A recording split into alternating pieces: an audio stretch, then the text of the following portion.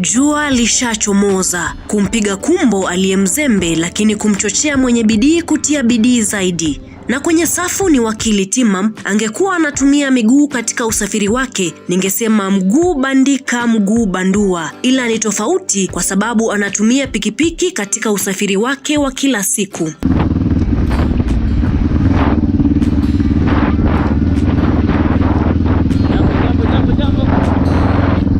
Pikipiki hii pia anaitumia katika mashindano ya uendeshaji pikipiki. My name is Kennedy Koome Marete. Abdul Wakil Koome Marete. I am a lawyer by profession. I am a motorcycle enthusiast, adventure rider, racer, and well, a member of the Kenyan biker community. I also do motorcycle racing. I started racing in 2018.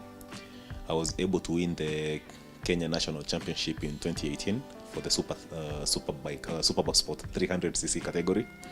And then in 2019 there were three national championships running at the same time. One was the East African Superbike Championship, which was running under the TSA body. I won that championship. There was another one running under the Motor Champ under the Road Warriors motorcycle community. I also won that championship. And then there was the Kenya National Superbike Championship by the Motorcycle Sports Federation of Kenya. I also won that championship. That makes me one of the only two people in the country who have up to this point won all three national championships at the same time. Of course, the other one being the boy everybody knows by name, Evanson Mwangi, aka Acid Boy. Wakati huu akiona fahari ya kuendesha pikipiki, Wakili Timam hakujua pikipiki hii yenyewe ingemsababishia ajali na kuhatarisha maisha yake. Mtazamaji, ajali ni kama kivuli, kinatufuata kila tunapokwenda. Na wahenga walisema kwamba ajali haina kinga. Ingekuwa na kinga basi tungejikinga. Inawadia tu ambapo sisi hatutarajii. Utepetevu wa kutokuwa makini barabarani ulisababisha mkasa, ikawa tukio ambayo ilimfungulia ukurasa wa simanzi. Eneo hili ni Waruku, pande za Kangemi, Nairobi. Nimemtembelea gwiji huyu baada ya kuhusika katika ajali mbaya barabarani. Ilichukua muda wa sekunde kadhaa kama anavyosema, ila matokeo yake yanaweza kuwa ni ya milele. Me like a couple of months to even comfortably speak about the accident without feeling the urge to cry or break down. In 17th of October 2021, I was involved in a head-on collision on top of the bridge at Forest Road with someone who was, I don't know if he was drunk, or actually my friends say he was drunk, I don't remember that part. And he was driving on the wrong side of the road for no apparent reason. There was no traffic.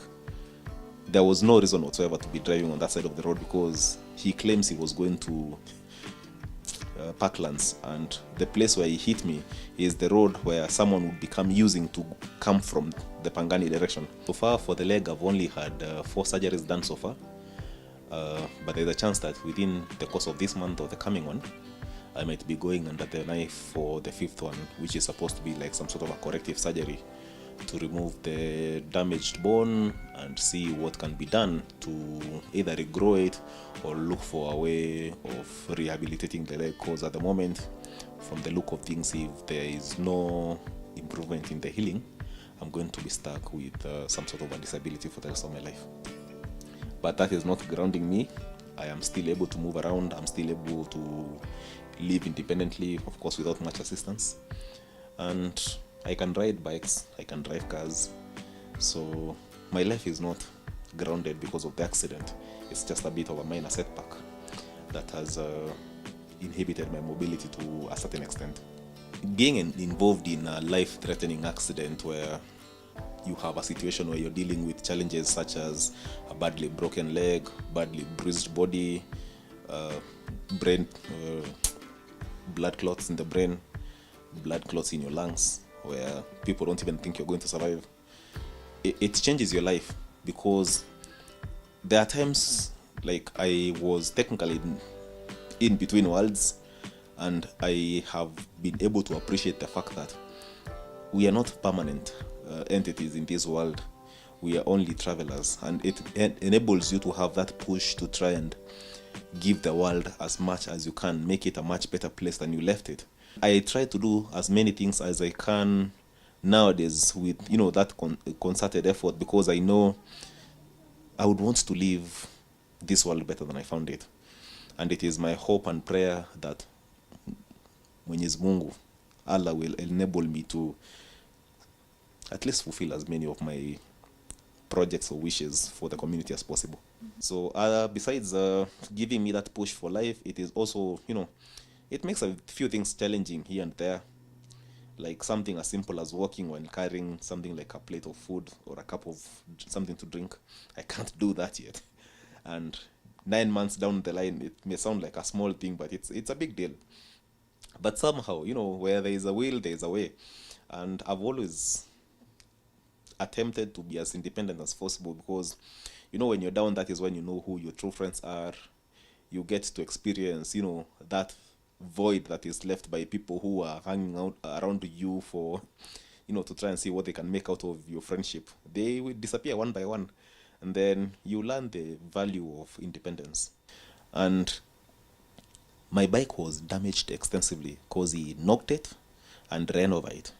And if I had not managed to leave that bike when that collision happened, I would not have been here today. I thank God for the gift of life.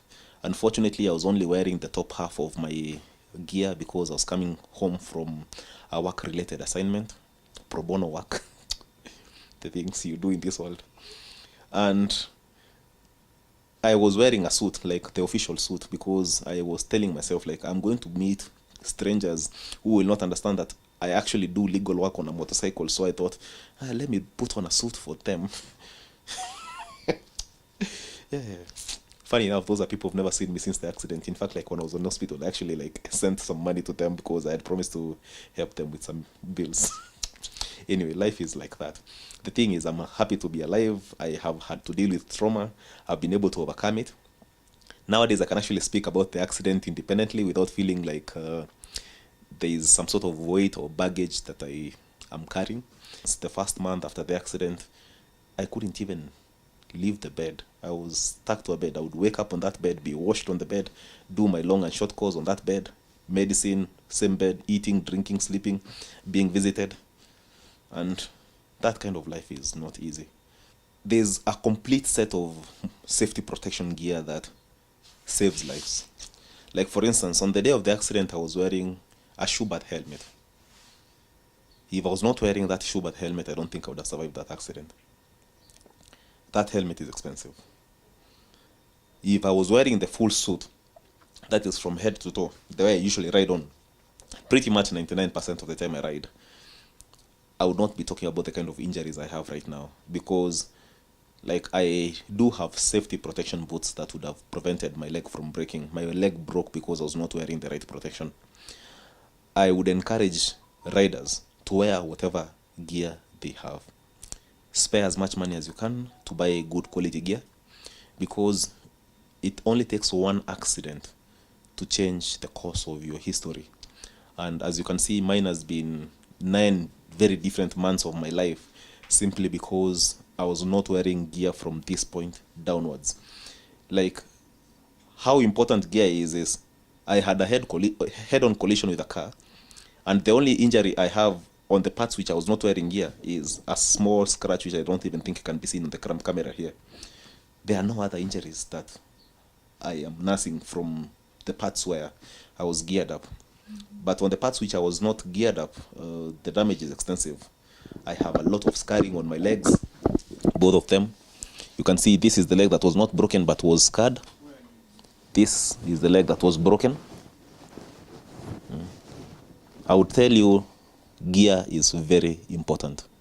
And I cannot preach it enough, the importance of wearing gear every time you ride. And this goes to, let's say, pillion passengers. We have, let's say, ladies, especially ladies, who are taken for rides by their male friends with bikes, and they are only given a helmet, and they are told, you're set. I will tell you for a fact that if you have an accident, and if you're not geared up, it does not matter whether you are the rider or the passenger. The extent of the injuries you will suffer will probably if not cost you your life, change the course of it forever. I will encourage people, if you're able to invest on a track day, go to Islimo Runs, go to TGRV, pay for the track access fees, talk to a racer who has got some experience and is willing to share with you.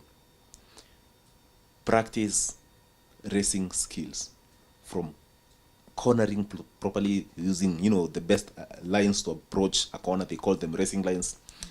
Practice how to change your gears timely, know which gear is best for which speed, in which gear do you need to be when you're going through what kind of a corner. Get those skills sharpened.